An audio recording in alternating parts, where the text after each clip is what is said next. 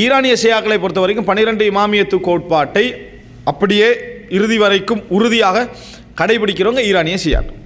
அதனால தான் அவங்களுக்கு பேர் என்ன, இமாமியத். அதாவது உலகமே 12 ஆட்சிக்குள்ளே என்ன செய்யணும், இந்த 12 இமாமுக்குள்ளே முடிஞ்சுக்கிறோம். அவங்க யார், ஹுசைன் ரதியுல்லாஹு பரம்பரையில் வரக்கூடியவர்கள் அப்படி என்று பார்த்தோம். அதில் கடைசியாக மஹதி அவங்க என்ன செய்கிறாங்க எதிர்பார்த்து கொண்டு இருக்கிறார். அவர் யார், அவர் உண்மையை சொல்ல போனால் அவருக்கு அந்த அந்த ஹசன் அல் அஸ்கரி என்றவருக்கு பிள்ளையே என்னது இல்லை, 11வது இமாமுக்கு பிள்ளை இல்லை. இவர்கள் பிறந்து அவங்க முடிஞ்சிட்டாங்க, திருப்பி வர்றதுக்காண்டி வெயிட் பண்ணி கண்டிக்கிறாங்கன்னு சொல்கிறாங்க. இந்த 12வது இமாம் வரும் வரைக்கும் அவங்க சட்டப்படி என்ன செய்யக்கூடாது, எந்த ஆட்சியும் செய்யக்கூடாது, பேசாமல் மக்களோட மக்களாக வாழ்ந்துட்டு. இமாம் இல்லாமல் ஆட்சி இல்லை. அதை உடச்சி தான் 1979ஆம் ஆண்டு ஹுமைனி என்ன செய்கிறாரு, எதை கொண்டு வராரு, விலாயத்துல் ஃபக்கீஹ், மார்க்க அறிஞருடைய ஆட்சி என்று புதிய ஒரு விதத்தை அந்த மார்க்கத்துக்குள்ளே கொண்டு வந்து புரட்சி செஞ்சு ஈரானிய சௌரல் இஸ்லாமிய புரட்சின்னு சொல்லி ஹுமைனிய ஈரானிய புரட்சியை உருவாக்கி இந்த வரைக்கும் அவங்களுக்கு என்னது மார்க்க செக்ஷன் ஒரு பிரிவும் ஆட்சியை கண்காணிக்கிறதுக்கான ஒரு பிரிவோடு என்ன செய்யுது, ஆட்சி போய்கொண்டிருக்கிறது என்று வரைக்கும் பார்த்தோம். இப்போ இதில் இந்த இமாமியா சம்பந்தமான ஒரு சில விஷயங்களை சொல்லணும். இந்த இமாமியாக்கள் சம்பந்தமான அவங்களோட பிரதானமான கோட்பாடு என்ன, 12 இமாம்கள். அந்த 12 இமாம்களை பற்றி அவங்களுடைய நம்பிக்கைகள் என்ன, மிக மோசமான நம்பிக்கை. 12 இமாம்களும் மறைவான ஞானம் உள்ளவர்கள், பெரும்பாவம் செய்யாதவர்கள். இந்த லெவலில் என்ன செய்வார்கள், அவர்கள் சொல்லுவாங்க மறைவான ஞானம் உள்ளவர்கள் பெரும்பாவம் செய்யாதவர்கள்னு சொல்லுவாங்க. அப்படின்னா என்ன, குஃபுர். இதை விட ஒரு குஃபுருண்டு இல்லை. எல்லா நபித்தோழர்களும், ஒரு சில நபித்தோழர்களை தவிர மற்ற எல்லா நபித்தோழர்களும் காஃபிர்கள், முர்த்ததாக போனவர்கள். குர்ஆனை பற்றி அவங்களுடைய நம்பிக்கை என்ன, குர்ஆன் தஹ்ரீஃப், குர்ஆனில் 3ல் ஒரு பகுதி காணா, 3ல் ஒரு பகுதி காணா. அதில் குறிப்பாக முஸ்ஹஃபு ஃபாத்திமா ரதியல்லாஹு அன்ஹாவுடைய முஸ்ஹஃப் அது என்னது இல்லை அப்படி என்று சொல்லக்கூடிய அந்த அளவுக்கு அதாவது மோசமான கொள்கையுடையவர்கள் இவர் இமாமியா கோட்பாடுள்ள இவர்களிடத்தில் உள்ள இன்னும் பல மோசமான கொள்கைகளில் ஒரு சில விஷயம் நோட்டாக எழுதிக்கிறதுக்கு சொல்கிறேன். ஒன்று என்னென்னு சொன்னால், நான் ஏற்கனவே சொன்னவங்களுக்கு அக்கீதத்துல் பதா, அல்லாஹ்வுக்கு மாற்று கருத்து தோன்றும் அப்படின்றது, புது கருத்து அல்லாஹ் என்ன செய்யும், தோன்றும் என்ற கொள்கை உள்ளவங்க. அதாவது ஒரு கருத்துப்படும், அது வானா இதை செய்வோம் அப்படின்னு அல்லாஹ்வுக்கு என்ன செய்யும், இதுக்கு சொல்கிற பதான்னு சொல்லி இது பெரிய குஃபுர். அல்லாஹ் பொறுத்த வரைக்கும் சர்வ காலத்தையும் என்ன செய்தவன், அறிந்தவன், அவனுக்கு அப்படி ஒன்று இல்லை. இது யூதர்கள் சொன்னது, அப்படியே இவங்களை என்ன செய்கிறாங்க சொல்கிறாங்க, அக்கீதத்துல் பதான்னு சொல்வார்கள். அதான் அல்லாஹு தாலாவுக்கு மாற்று கருத்துக்கள் தோன்றும் என்கின்ற மாதிரியான ஒரு மோசமான கொள்கை இவர்கள்ட்ட என்ன செய்யுது இருக்குது. அதுபோல் இவர்கள் அல்லாஹ்வுடைய அஸ்மா வசிஃபாத்து விஷயத்தில், அல்லாஹ்வுடைய பண்புகள் பேர் விஷயத்தில் இவர்கள் டோட்டலாக சொல்ல போனால் அதாவது எதையும் அங்கீகரிக்காதவர்கள். சரியா, முஜஸ்ஸிமாக்கன்னு சொல்லலாம். அல்லாஹ் எதையும் அங்கீகரிக்காதவனா அல்லாஹ்வை உருவகிக்கக்கூடியவர்கள். அல்லாஹ்வை டோட்டலாகவே உருவம் கொடுக்கறதுக்கு இவங்க என்னது ரெடியான. இப்போ நம்ம அல்லாஹ் தாலாவுக்கு ஒரு உருவம் மட்டும் எங்களுக்கு என்னென்னு தெரியாது, அல்லாஹ்வுக்கு தான் தெரியும் அப்படின்னு நம்ம சொல்கிறோம். இது அப்படி இல்லை, அவர்களுக்கு என்ன உருவம் தெரியும் என்ற அமைப்பில் என்னது தஜ்சீம் பண்ணக்கூடியவர்கள். அந்த மாதிரியான கொள்கை இவர்கள்ட்ட என்ன செய்து இருக்குது. அடுத்ததாக என்னென்னு சொன்னால், எங்களை இப்போ நம்ம சொன்னோம் குர்ஆன் என்ன சரியான குர்ஆன். இதில் முக்கியமான விஷயம் என்னென்னு சொன்னால், இது ஒரு குறிப்பிட்ட காலத்தில் ஒரு புத்தகம் ஒன்று வெளியாயிடுச்சு. இந்த புத்தகத்தில் பேர் என்னென்னா, அதாவது திப்ரிசி என்றவர் எழுதினவர், தப்ரிசின்னு சொல்கிறவர் எழுதினவர், ஃபஸ்லுல் ஹிதாப் ஃபி தஹ்ரீஃபி கிதாபி ரப்பில் அர்பாப் என்ற ஒரு புத்தகம் எழுதினாங்க. ஃபஸ்லுல் ஹிதாப் அப்படின்னு சொல்லி, அல்லாஹ்வுடைய வேதம் சிதைக்கப்பட்டிருக்கிறது அப்படி என்று சொல்லி 1000க்கும் மேற்பட்ட ஆதாரங்கள் ஒரு புக்கு போட்டான். அப்படின்னா என்ன நம்பிக்கை, குர்ஆன் என்ன சிதைக்கப்பட்டது, கூட்டி குறைச்சிக்குது, முஸ்ஹஃப் இல்லை என்றதுக்கு ஃபஸ்லுல் ஹிதாப்னு தனி புக்கு போடுறாங்கண்டா, அதை ஷியா மக்கள் அங்கீகரிக்கிறாங்கண்டா, அவங்களோட எல்லா மக்களுடைய அக்கீதா என்னப்ப, குர்ஆன் திரிபடையப்பட்டது தான் அப்படி என்று சொல்கிறது அவர்களுடைய அக்கீதாக்களில் பிரதானமான ஒரு பகுதி. அடுத்ததாக இவர்கள்ட்டுள்ள இன்னமுள்ள நம்பிக்கை என்னன்னு சொன்னால், அர்ரஜா என்ன, அதாவது மறுஜென்ம நம்பிக்கை அவர்கள்ட்ட இருக்கு. அதாவது இந்த உலகத்துக்கு திருப்பி என்ன செய்வார்கள், மக்கள் வருவார்கள். அதில் அலி ரலியல்லாஹு வருவார், அடுத்தது அந்த 12வது நபர் அவர் திருப்பி வருவார். இந்த மாதிரியான மறுஜென்ம கோட்பாடு, மறுமை இல்லை மறுஜென்ம கோட்பாடு இந்த உலகத்தில் என்னது இவர்கள்ட்ட நிறைய உண்டு. இஸ்லாமிய அடிப்படையில் மௌத்தாகின யாரும் என்ன செய்ய மாட்டாங்க, இந்த உலகத்துக்கு திரும்பி வர மாட்டாங்க. ஈசா அலைஹிஸ்ஸலாம் வருவார்னு நம்புற மாட்டோம். அவர் என்ன சொல்கிறோம், மௌத்தாகலை, அவரை நம்ம மௌத்தாகலைன்னு சொல்லி. இஸ்லாமிய அடிப்படையில் எந்த விதமான மறுஜென்ம கோட்பாடும் இல்லை. இந்த மறுஜென்ம கோட்பாடு இவர்கள்ட்ட உண்டு. அடுத்ததாக தக்கியான்ற ஒரு கொள்கை உண்டு. தக்கியான்ற கொள்கை என்ன, உள்ளொண்டை வச்சு புறமொண்டு பேசலாம்.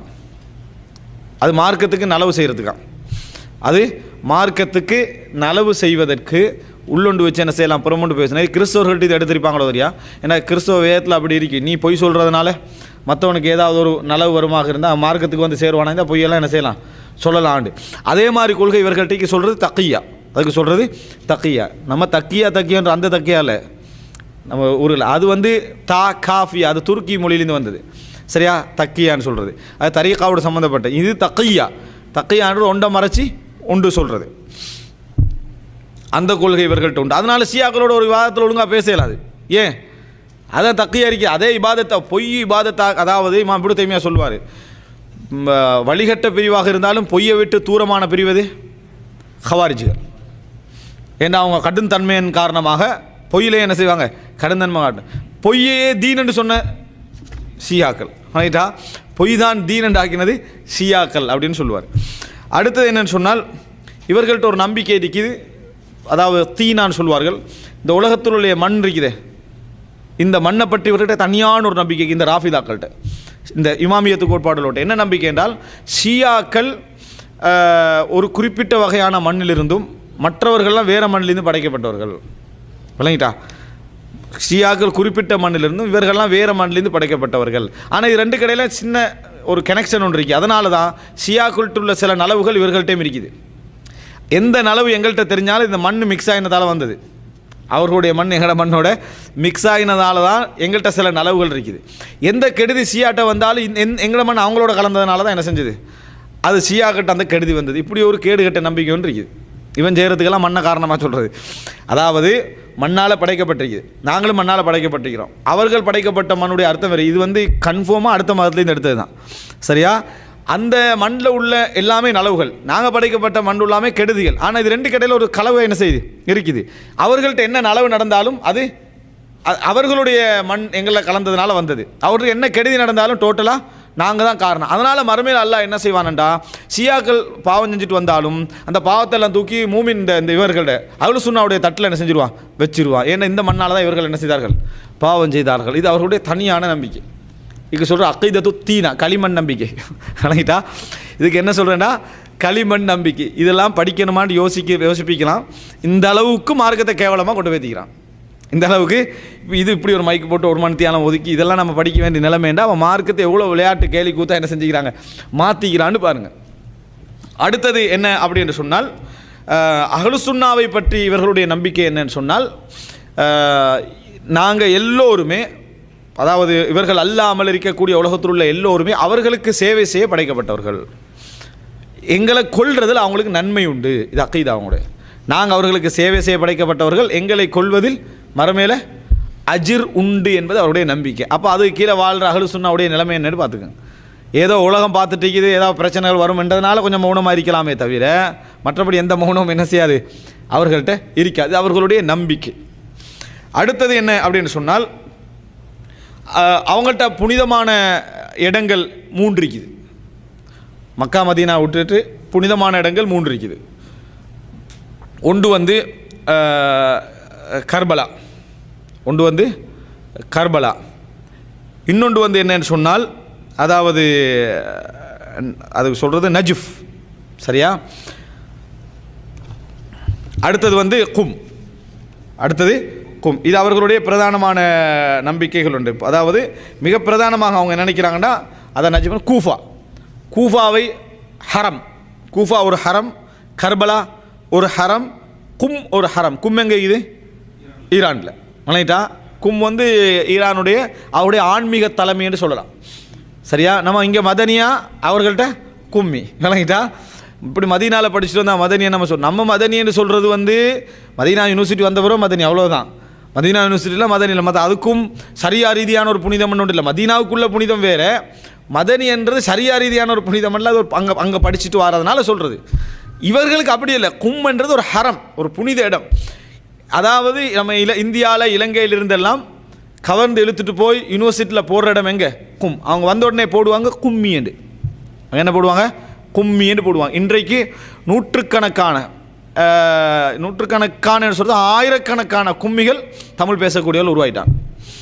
சுன்னியிலேருந்து பிடிச்சிட்டு போய் அவள் சொன்னாலும் எடுத்துகிட்டு போய் ஆயிரக்கணக்கான கும்மிகள் உருவாகிட்டாங்க. அவங்க இப்படி போயிட்டு வந்ததுனால பெரிய, அதாவது பயங்கரமான விளைவுகளை நம்ம நாடுகளில் இந்த பிரச்சாரங்கள் மூலம் நடப்பதற்கான வாய்ப்புகள் உண்டு. அடுத்தது என்னென்னு சொன்னால், எப்படி நஜிஃப், நஜிஃப் நஜிஃப் என்ற ஊர், அதுக்கு நீங்கள் கூஃபா போட்டால் சரி. கூஃபாண்டு போட்டுக்கண்டா சார், அதுக்கு தான் நான் கூஃபாண்டு நஜிஃபான் வெஸ்ட்டுக்கு சொல்லிட்டேன். சரியான வார்த்தை கூஃபா, ஈராக்கில். கும் வந்து ஈரான், கும் வந்து ஈரானில், கூஃபா இதுங்க. அடுத்தது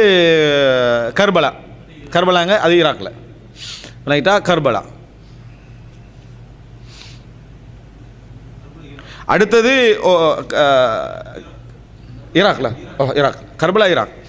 சரியா, எல்லாமே ஈராக் தான். அடுத்து என்னன்னு சொன்னால் இவர்களுடைய நம்பிக்கை என்னன்னு சொன்னால் மக்காவுக்கு கிடைச்ச புனிதம் கூட மக்காவுக்கு கும் வந்து ஈரானா, கும் வந்து ஈரான், கர்பலாவும் இந்த கூஃபாவும் அதான் நஜிஃபும் என்னது ஈராக். அடுத்தது வந்து இவங்களுக்கு என்ன நம்பிக்கைன்னு சொன்னால் மக்காவுக்கு கிடைச்ச புனிதமும் கர்பலாவால் கிடைச்ச புனிதம் தான். லாட்டி மக்காவுக்கு என்ன செஞ்சிருக்காது, புனிதம் கிடைச்சிக்காது. ஏண்டா பிஹாருல் அன்வார் என்ற நூலில் வருது 10ஆம் பாகம் 107ஆம் பக்கத்தில், இன்னல்லாஹ் அவுஹா இலல் காபா, கௌபா பார்த்து அல்லாஹ் தாலா சொன்னானா லவ்லா துர்பத்து குர்பலா மா ஃபப்தல்து, அதாவது கர்பலாவுடைய மண் இல்லைண்டா உன்னை நான் சிறப்பே படுத்திக்க மாட்டேன்னு சொல்லி.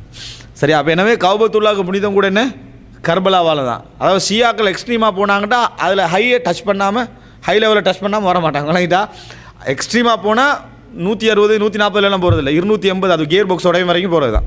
இதுதான் ஷியாக்களுடைய அந்த அக்கீதாவுடைய வேகம், அதுதான் இது. அதாவது கௌபத்துல்லாவுடைய இதை 3 புனிதப்படுத்தினா பரவாயில்ல, கௌபத்துல்லாவுடைய புனிதமே எதால் கிடச்சிது, கர்பலா மண்ணால் தான் கிடச்சிது அப்படின்ற லெவலுக்கு என்ன செஞ்சுருவாங்க, போயிடுவாங்க. அடுத்தது என்ன இவர்களுடைய மிக முக்கியமான நம்பிக்கைகள் உண்டு என்னென்னு சொன்னால் ஆஷுரா தினம். அவங்களுக்கு எல்லா தினங்களை விட புனிதமானது. ஆஷுரா தினம் வந்து எல்லா தினங்களை விட, ஹஜ்ஜி பெருநாள், நோன்பு பெருநாள் எல்லாவற்றையும் விட அவர்களுக்கு மிகவும் புனிதமான ஒரு தினம். அதில் ஹுசைன் ரதியல்லாஹு கொல்லப்பட்டதை ஞாபகப்படுத்தி என்ன செய்வார்கள், எல்லா விதமான வழிகேடுகளையும் அரங்கேற்றுவார்கள்.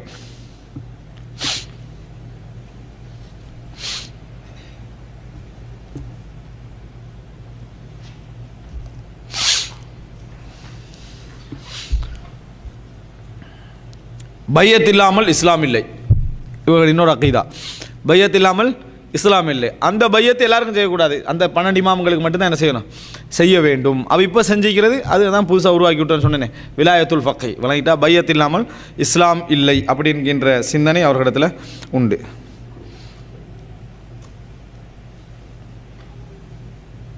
அடுத்தது உங்களோட இந்த குர்ஆன் தஹ்ரீப், குர்ஆன் மாற்றப்பட்டதெல்லாம் ஓகே தான். அதில் மிக பிரதானமாக ஒன்று சொல்வார்கள் என்னென்னு சொன்னால் சூரத்துல் விலாயா என்ற ஒரு சூரத் இருந்துச்சான். சூரத்துல் விலாயா அப்படின்னா என்ன, அலிதான் வலி அப்படி என்கின்ற ஒரு இது இருந்துச்சாம். அது வந்து எடுக்கப்பட்டது அப்படின்னு சொல்வார்கள். சூரத்துல் விலாயா அவங்களுடைய ஸ்பெஷல் முஸ்ஹஃபு ஃபாத்திமா மாதிரி சூரத்துல் விலாயா அந்த சூரா எடுக்கப்பட்டது அப்படின்னு சொல்வார்கள். ஒரு செய்தி சொல்லுவாங்க என்னென்னா, ரசூல் ஸல்லல்லாஹு அலைஹி வஸல்லம் சொன்னார்களாம், அன ஹாத்தமுல் அன்பியா வ அந்த ஹாத்தமுல் அவுலியாடு. அலி ரலியல்லாஹு அன்ஹு சொன்னாங்களா, அன ஹாத்தமுல் அன்பியா, நான் நபிமார்களுக்கு முத்திரையானவர், அலியை நீங்கள் அவுலியாக்களுக்கு முத்திரையானவர் அப்படின்னு சொன்னதாக ஒரு செய்தி சொல்வார்கள். இட்டு கட்டப்பட்ட ஒரு செய்தி. இதை சில பொழுதுகளில் காதியானிகளும் ஆதாரம் காட்டுவாங்க. நபிக்கு பிறகு இன்னொரு நபி வருவார்ன்றதுக்கு இந்த செய்தி ஆதாரம் காட்டுவாங்க. அலிதான் காத்தம்னு சொன்னால் அதுக்கு பின்னால் வழியே இல்லையா, இருக்குது. ரசூல் நாங்கள் காத்தோம்னா அதுக்கு பின்னால் வழியை நபி என்ன செய்வார், வருவார்ன்றதுக்கு காதியானிகள் இதை சொல்லுவாங்க. இப்படி இட்டு கட்டப்பட்ட செய்தி இருக்குது. இவங்க அதை ஒரு படி தாண்டி குர்ஆன்லேயே சூரத்துல் விலாயான்றது ஒரு விலாயா இருந்துச்சு, எடுத்துட்டாங்கன்னு சொல்கிறாங்க. அடுத்த இவங்களுடைய இன்னொரு நம்பிக்கை என்னென்னா, ஃபாத்திமா ரலியல்லாஹு அன்ஹாவுக்குன்னு ஒரு தனி ஏடு, குர்ஆன் நல்லாத இன்னொரு ஏடு உண்டு, என்ன செஞ்சது, லவ்ஹ் ஃபாத்திமா அப்படி ஒன்று இருக்குது. இது இவங்களுடைய நம்பிக்கையில் உண்டு. அடுத்தது இந்த ஹுமைனி வந்த பின்னால் ஒரு புதுசாக, அதாவது ஒரு துஆ உண்டு கட்டி கொடுத்தா. அதுக்கு சொல்கிற பேர் என்னென்னா துஆ உ சனமை குரைஷ். குரைஷிகளின் 2 சிலைகளுக்கு எதிரான துஆக்கள். துஆ உ சனமை குரைஷ், குரைஷிகளின் 2 சிலைகளுக்கு எதிரான துஆக்கள். 2 சிலை யார், அபூபக்கர் உமர் ரலியல்லாஹு அன்ஹுமா. அதுக்கு எதிரான துஆ என்று சொல்லி அல்லாஹும்மல் அன் சனமை குரைஷ் வ ஜிப்தைஹா வ தாகூதைஹா வ இஃப்கைஹா வ இப்னதைஹா அல்லதைனி காலஃபா அம்ரகுன்னு பெரிய ஒரு துஆ உண்டு. இது வந்து அபூபக்கர் ரலியல்லாஹு அன்ஹுவுக்கும் உமர் ரலியல்லாஹு அன்ஹுவுக்கும் பரம்பரையே என்னது சபிச்சு, அதாவது கேட்கக்கூடிய ஒரு துஆவை மக்களுக்கு மத்தியில் என்ன செஞ்சான், கற்றுக் கொடுக்குற அளவுக்கு இவர்களுடைய இது போச்சு. இது புதுசாக எல்லாம் திருப்பி இன்னும் பிரிண்ட் பண்ணி நிற்கிறான். இந்த துவாவை தனி புக்காக அவர்கள் என்ன செய்கிறாங்க, இன்னும் பிரிண்ட் பண்ணி கொண்டு இருக்கக்கூடிய செய்தியை நம்ம என்ன செய்கிறோம், பார்க்குறோம். அதில் 4 முறை சொல்லணும், 5 முறை சொல்லணும்னு தர்த்தீபெல்லாம் இருக்குது. ரைட். அடுத்து என்னன்னு சொன்னால் இமாம் இப்னு தைமியா ரஹிமஹுல்லாஹ் இவரை பற்றி மின்ஹாஜ் சுன்னான்ற நூலில் இமாமியா நல்லா ஞாபகம், நாங்கள் ஷியான்னு சொல்லி எங்களுக்கு அறிமுகமும் நாங்கள் ஃபேஸ் பண்ணுறதும் யார்? இவர்களை தான். எங்களுடைய டைரெக்டாக நம்ம இந்த அரபு நாடுகளில் வாழ்க்கையில் ஃபேஸ் பண்ணுறது இந்த இமாமியாக்கள் தான். அதாவது ஈரானிய ஷியாக்கள், பஹ்ரைனில் உள்ளவங்களும் அந்த ஷியாக்கள் தான், இங்கே கிழக்கில் உள்ளவர்களும் அந்த ஷியாக்கள் தான். அந்த ஷியாக்களை தான் நம்ம என்ன செய்கிறோம். அதே போல் தென் லெபனானில் உள்ளவர்களும் அந்த ஷியாக்கள் தான். இவர்கள் அதாவது இப்னு தைமியா ஒரு வார்த்தை சொல்றார் இவங்களை பற்றி. அம்மர் ராஃபிதி, ராஃபிதி என்ற யார்? இந்த இமாமியத்து கொள்கையில் உள்ளவர்கள். ஃபலா யுஆஷிரு அஹதன் இல்ல இஸ்தஅமல மஅஹுன் நிஃபாக், அவன் யாரோடு பழகினாலும் நயவஞ்சகத்தை பயன்படுத்தாமல் இருக்க மாட்டான். இப்னு தைமியா சொல்கிறார், யாரோடு பழகினாலும் நயவஞ்சகத்தை யூஸ் பண்ணாமல் என்ன செய்ய மாட்டார்? இருக்க மாட்டான் இந்த ஷியா. யார்? இந்த ராஃபிதியா கொள்கையோட. ஏன்னா தக்கியா, நயவஞ்சம் என்ன? தக்கியாவை யூஸ் பண்ணுவார். ஃபஇன்ன தீனஹு அல்லதி ஃபீ கல்பிஹி தீனுன் ஃபாசித், அவன் உள்ளத்தில் உள்ளது ஃபாசிதான ஒரு தீன். அப்படின்னா என்ன? தீனே அல்லது பொய். யஹ்மிலுஹு அலல் கதிபி வல் ஹியான வ கஷ்ஷின் நாஸ் வ இராதத்தி ஸூஇ பிஹிம், இதனால் இயல்பிலேயே மோசடியோடும் நயவஞ்சகமான வார்த்தைகளோடும் நளினமாக பேசுகிற மாதிரியான ஒரு முன்னேற்பாடோடு தான் அவன் என்ன செய்வான்? எப்பயுமே பேசுவான். ஏன்னா பொய்யான தீன். அதனால் இப்படி தான் அவன் என்ன செய்ய வேண்டியிருக்குது? பேச வேண்டி இருக்கிறது. அதனால் ஃபஹுவலா யலூஹும் ஹபாலன் வல யத்ருக்கு ஷர்ரன் யக்திரு அலைஹி இல்லா ஃபஅல பிஹி, ஏதாவது தீங்கு செய்ய சந்தர்ப்பம் கிடைச்சா ஒரு நாளும் அஹ்லு சுன்னாவுக்கு தீங்கு செய்யாமல் என்ன செய்ய மாட்டான்? இருக்க மாட்டான். வஹுவ மம்கூத்துன் இந்த மல்லா யஅரிஃபுஹு வ இல்லம் யஅரிஃப் அன்னஹு ராஃபிதி தத்ஹரு அலா வஜ்ஹி சீமன் நிஃபாக் வ ஃபீ லஹனில் கவுல், நீங்கள் ராஃபிதியை அறிஞ்சு கொள்ளணும்னா அவனோட நளினமான பேச்சு, ஓவரான இங்கிதம், இதிலிருந்து நீங்கள் என்ன செய்யலாம்? அவன் கொள்கை வேறு. அவனோட ராஃபிலிடைய இதை பார்த்தீங்கன்னா என்ன அஹ்லாக்கு சொல்கிற மாதிரி என்ன செய்வான்? சுன்னிகளோட நடக்கிற நேரத்தில் நடந்து கொள்வா. நீங்கள் உழுவுறதுக்கு உளுந்தாச்சு தான் நிறைய பேர் விளங்கிட்டா. நிறைய பேர் என்ன பண்போடு நடந்து கொள்கிறாங்க, என்னது உழச் செய்கிற அந்த மாதிரியான நயவஞ்சகத்தை நிறைய என்ன செய்வான்? அவன் உபயோகிப்பாண்டி இமாம் இப்னு தைமியா ரஹ்மத்துல்லாஹி சொல்கிறான். இமாம் இப்னு தைமியா சொன்னதிலேயே மிக முக்கியமான ஒரு வார்த்தை, லவ்கான அதாவது ஃபில் இராக் தௌலத்துன் லில் யஹூத், அதாவது ஈராக்கில் யூதர்களுக்கு ஒரு நாடு உருவாகும், ஆட்சி உருவாகும் என்றால் லக்கான அக்பர் அவானி ஷியா, அவருடைய மிகப்பெரிய உதவியாளர்களாக ஷியாக்கள் இருந்திருப்பார்கள் என்றார். அவருடைய மிகப்பெரிய உதவியாளர்களாக ஷியாக்கள் இருந்திருப்பார்கள். ஒரு இடத்துல சொல்கிறாரு, இவர்கள் யூத கிறிஸ்தவர்களிட ஒரு வகையில் கெட்டவர்கள் என்றார். ஏன் ஒரு வகையில் கெட்டவர்கள்னா எல்லா கொள்கையும் யூத கிறிஸ்தவர்கிட்ட எடுத்துக்கிறாங்க. ஆனால் நீங்கள் யூதர்கள்ட்ட கேட்டிங்கன்னா சிறந்த மக்கள் யாருன்னு கேட்டால் மூசாவுடைய தோழர்கள் என்னுவாங்க. கிறிஸ்தவர்கள்ட்ட கேட்டிங்கன்னா ஈசாவுடைய தோழர்கள் என்னுவாங்க. ஆனால் இவர்கள்ட்ட ஆக மோசமான மக்கள் யாருன்னு கேட்டால் முகமதுடைய தோழர்கள்வாங்க. இல்லைங்களா? ஆக மோசமான மக்கள் யாருன்னு கேட்டால் முகமதுடைய தோழர்கள். இந்த வகையில் யூத கிறிஸ்தவர்கள் என்ன சிறந்தவர்கள் அப்படின்னு இமாம் இப்னு தைமியா ரஹிமஹுல்லாஹ் என்ன செய்கிறார்? சொல்கிறாரு. அந்த அளவுக்கு மோசமான சிந்தனைகள் விட்டிருக்குது. நான் ஏற்கனவே சொன்னேன், பதுல் மஜ்ஹூத் ஃபி முஷாபஹத்தி ராஃபிதா லில் யஹூத், யஹூதிகளுக்கு ஷியாக்கள் எப்படியெல்லாம், இந்த ஷியாக்கள் எப்படியெல்லாம் ஒத்து வராங்கன்னு 2 பாகம் எழுதினார் ஒரு அறிஞர். எப்படியெல்லாம் ஒத்து வராங்க, என்னென்ன கொள்கைகள் அங்கிருந்து என்ன செஞ்சுக்கிறாங்க, எடுத்துக்கிறாங்கன்னு சொல்லி 2 பாகங்கள் எழுதினார். அதில் பிரதானமாக அவங்க சொன்னேன்டா, வேதம் மாற்ற வேலையை, மாற்றப்பட்ட நம்பிக்கையை, அந்த வேலையை செய்கிறவங்க யூத கிறிஸ்தவர்கள், அதே வேலையை இவங்களை என்ன செஞ்சாங்க. இப்படி பல விஷயங்கள் என்ன செய்வார், ஒப்பிட்டு கொண்டே வருவார். ஷியாக்கள் எந்த அளவில் இவங்களுக்கு ஒத்து போகிறாங்க. இதுதான் இன்றைய ராஃபிதா ஷியாக்களுடைய. இவர்களை பற்றி இஸ்லாமிய அறிஞர்களுடைய கருத்து என்னென்னா, காஃபிர்கள் இவங்க இஸ்லாத்தை விட்டு வெளியேறியவர்கள். நம்ம வெளியேறியவர்கள் கொள்கை சொல்கிறோம். தனி ஒரு ஆளை பார்த்து நம்ம நேரடியாக காஃபிர் என்று சொல்கிறதுக்கு இயலாது. ஏன்? எங்களுக்கு அவருடைய முழுமையான கொள்கை தெரியாது. அந்த ஆளுக்கு அறியாமையா, அறியாதவரா, தெரிஞ்சவரா, அது நமக்கு தெரியாது. ஆனால் பொதுவாக இந்த ராஃபிதாக்களுடைய கொள்கையை வச்சா என்ன முடிவெடுக்கலாம்? அவர்கள் எல்லோரும் இஸ்லாத்தை விட்டு வெளியேறுகன்னு சொல்லலாம். ஒரு தனிப்பட்ட ஒரு ஷியாவை பார்த்து நீ காஃபிர் இஸ்லாத்தை விட்டு வெளியேறுன்னு சொல்ல வேண்டிய அவசியம் இல்லை. காரணங்களுக்கு தெரியாது அவருடைய அடிப்படை என்ன, எல்லா ஷியாக்களுக்கும் இந்த கொள்கை போய் சேர்ந்திருக்குதா, அல்லது சரியான கொள்கை அவனுக்கு போய் வழங்கி இருக்குதா என்றதெல்லாம் ஒரு இது இருக்குது. ரைட். இப்போ இதுதான் அதாவது இந்த ஷியாக்களை பற்றி நம்ம சொல்ல முடிஞ்ச முக்கியமான விஷயம். அறிஞர்களுக்கு மத்தியில் ஏகோபித்து இவர்கள் காஃபிர்கள் என்ற முடிவுக்கான்னு கேட்டால் இல்லை. இஸ்லாம் யார் இந்த இமாமியாக்களை பற்றி பல அறிஞர்கள் எனது சில அறிஞர்கள் இவர்கள் காஃபிர் இல்லை என்றும் என்ன செய்திருக்கிறார்கள். சில காஃபிர்கள் எல்லாம் மிக வழிகட்டில் உச்சகட்டத்தில் உள்ளவர்களும் சொல்லிக்கிறாங்க.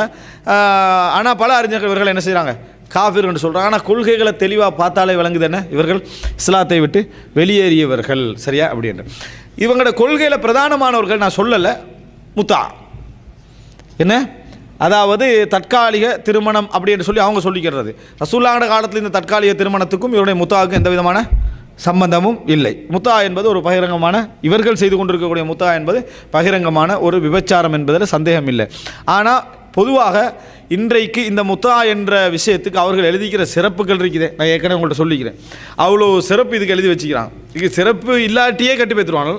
இதுக்கு சிறப்பு எழுதினா எப்படி இருக்கும்? இதுக்கு என்னென்ன சிறப்பு நான் ஏற்கனவே உங்கள்கிட்ட சொன்னேன். என்ன, யார் ஒரு முறை முத்தா திருமணம் செய்கிறாரோ அவருக்கு அன்னமா தாஃபல் காபத்தை சபையின மர்றா, கௌபாவை 70 முறை தவாஃப் செஞ்சதுக்கு சமமாக முத்தா இது செஞ்சோம்னு சொன்னால். அடுத்து என்ன, யார் தவாஃப் இந்த முத்தா செஞ்சு போட்டு குளிக்கிறாங்களோ அவரோட ஒவ்வொரு துளியாலையும் பாவம் எல்லாம் அப்படி கரைஞ்சி போவோம். செஞ்சதே பெரிய பாவம் வணங்கிட்டா, அதில் ஒவ்வொரு துளியில் எல்லா பாவங்களும் என்ன செய்யுமா, கரைஞ்சி போகுமா. பழைய பாவங்கள் இது நன்மை, மற்ற பாவங்கள்லாம் என்ன செஞ்சிடும், கலைஞ்சி போகும்ன்ற அளவுக்கான கேடுகட்ட கொள்கையெல்லாம் என்ன செஞ்சுக்கிறாங்க, வச்சுக்கிறாங்க. இந்த முத்தா என்கின்ற பகுதியை பொறுத்த வரைக்கும் அவர்கள் ஷியாக்களுக்கு தெரிஞ்ச ஒரு விஷயம், பெரிய இடத்துல இருக்கிற யாருமே தங்களோட பிள்ளைகளுக்கு இதை அனுமதிக்கிறது இல்லை. பெரிய இடத்துல இருக்கிற யாருமே அந்த சாதாரண மக்களுக்கு ஷியா அப்படின்ற ஒரு உணர்வோடு வாழ்கிறாங்களே அவங்களுக்குள்ள தான் என்ன செய்கிறது, இதை அப்ளை பண்ணுறது. இதன் காரணமாக நான் உங்களுக்கு சொன்ன 5 லட்சம் என்ன தந்தை யாரென்று அறியப்படாத பிள்ளைகள் என்ன செய்கிறாங்க. அதாவது உலகத்தில் இந்த அறிக்கை எல்லா நாட்டிலையும் வரும். தந்தை யாரென்று தெரியாது, 5 லட்சம் பேருக்கான் 10 லட்சம் பேருக்கான். ஆனால் அது சட்டப்படியே தெரியாது. இது சட்டப்படி நடந்த திருமணத்தில் தெரியாது. புரிஞ்சுதா உங்களுக்கு வித்தியாசம்? அது சட்டப்படி இல்லை, அப்படி அவங்க பிழையான உறவு கொண்டு நடந்துக்குது. இது சட்டப்படி திருமணம், பாப்பா யாருன்னு தெரியாது. அதான் முக்கியம் எங்களுக்கு. சட்டப்படி திருமணம் என்ன, ஈரானில் அரசாங்கம் அனுமதித்த திருமணம் அது, ஆனால் யாருன்னு தெரியாது. அதே நேரம் நான் இப்படியெல்லாம் சொன்னதுனால நீங்கள் விளங்கி இருக்கக்கூடாது. ஈரானுக்கு போய் இறங்கினா எல்லாம் விபச்சாரம் மோசம் ஒழுக்கம் இப்படி தான் இருக்க மாட்டேன், அப்படி இல்லை. ஈரானுக்கு போய்த்து நீங்கள் இறங்கினீங்கன்னு சொன்னால் அபாயாக்களோட நல்ல தீனுடைய அழகான பப்ளிக்கான ஒரு சூழலை பார்ப்பீங்க, இன்னொரு சவுதியை பார்க்குற மாதிரி விளங்கிட்டா அப்படி இருக்கும். அப்போ என்னடா நம்ம படித்த ஷியாவுக்கு இதுக்கு சம்மந்தம் இல்லையே, ஏதோ புத்தகத்தில் வாட்சி கொடுத்தா மோளை என்ன செஞ்சுக்கிறாரு சொல்லிக்கிறாரு, உடனே போய்த்து முஸ்தஃபா எடுத்து பாருங்கள் 30 சரியா குள்ள பிறப்பின்னா சரிக்கு மோலா சூரத்தில் இப்படி தானே இருக்குது அப்படின்னு நீங்கள் நினச்சிட வேணாம். குர்ஆன் வேதங்களை பற்றிய நம்பிக்கை நான் உங்களுக்கு சொன்னேன். வேதங்களை பற்றிய நம்பிக்கையில் தான் உங்களுக்கு அப்படி இருக்குது. இல்லாட்டி குர்ஆன் என்னது, இதே குர்ஆன் தான், அவங்களோட நம்பிக்கை தான் அது. முத்தாவை பொறுத்த வரைக்கும் சட்டப்படி முத்தா வச்சுக்கிற அபாயெல்லாம் உடுப்பாங்க தான். முத்தா என்ற அந்த நேரம் வந்த திருமணம் தானே சப்ஜெக்ட். அவங்களோட பார்வையில் என்ன, முத்தா என்பது ஒரு திருமணம். இந்த திருமணம் என்ற பேரில் நடக்கக்கூடிய ஒப்பந்தம் இருக்குது, இது உள்ளால 1000 ரகசியங்களோடு என்ன செய்யுது நடந்துட்டு போகுது. அதில் நான் உங்களுக்கு இந்த முத்தா திருமணம் என்ற ஒரு 3 மணித்தியாலும் பேசலாம். அவங்களுடைய சிறப்பு சட்டங்கள் விளக்கங்கள் என்று பேசினு வைங்க, அவ்வளோ கேடுகட்ட செய்திகள்லாம் என்ன செய்யுது இருக்குது. லில்லாஹி சும்மலி தாரியஹ் என்ற ஒருத்தர், அதாவது ஷியால ஹுமைனியோடு வாழ்ந்தொருத்தர், அவர் ஹுமைனியை விட்டு விலகிட்டு வந்த பிறகு எழுதினார் லில்லாஹி சும்மலி தாரியஹ், அல்லாஹுக்காக பின்னர் வரலாற்றுக்காக நான் இதை எழுதுகிறேன் என்று எழுதினார். அதெல்லாம் பார்த்தீங்கன்னு சொன்னால் என்னது, இது ஒரு மார்க்கமாடா இது, அப்படி என்ன மார்க்கம் என்ற கொள்கையிலே ரிசர்ச் பண்ணக்கூடாதுன்ற கேடுகட்ட கொள்கையெல்லாம் என்ன செய்யுது அவர்கள் இருக்குது. அருவறுப்பு இந்த மஜ்லிஸில் கூட சொல்ல முடியாத அருவறுப்பான செய்திகள் ஓரளவுக்கு இருக்குது. அந்த அருவறுப்பான அதாவது செய்திகள் கூட அதில் என்ன செய்து அதில் இருந்து கொண்டிருக்கக்கூடிய ஒரு நிலையை நம்ம என்ன செய்கிறோம் பார்க்கிறோம். ரைட், இதுதான் இவர்களை பற்றிய செய்தி.